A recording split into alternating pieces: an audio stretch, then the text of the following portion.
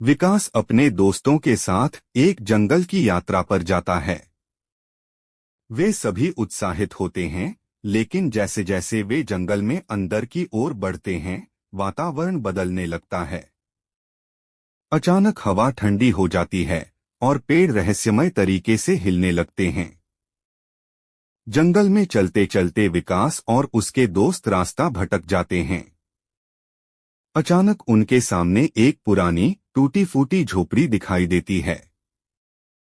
झोपड़ी से अजीब सी आवाजें आ रही थीं, जैसे कोई धीरे धीरे गा रहा हो। विकास और उसके दोस्त झोपड़ी के अंदर झांकते हैं। झोपड़ी में धूल और मकड़ियों के जाले थे। एक कोने में एक पुराना टूटा हुआ दर्पण रखा था, जिसमें से कुछ चमक रहा था। जैसे ही विकास दर्पण के पास पहुंचता है, अचानक दर्पण में एक भूत की परछाई दिखाई देती है। विकास पीछे हट जाता है, लेकिन भूत की परछाई धीरे धीरे दर्पण से बाहर आने लगती है। भूत की परछाई देखकर विकास और उसके दोस्त डर के मारे झोपड़ी से भागने लगते हैं। वे चारों ओर देखते हैं, लेकिन उन्हें जंगल का रास्ता समझ में नहीं आता। जंगल में भागते भागते विकास को चारों ओर से अजीब आवाजें सुनाई देती हैं, जैसे कोई उनका पीछा कर रहा हो।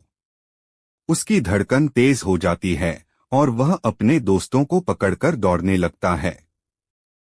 भागते भागते विकास और उसके दोस्त जंगल के एक और गहरे हिस्से में पहुंच जाते हैं, जहां पेड़ बहुत घने और ऊंचे होते हैं।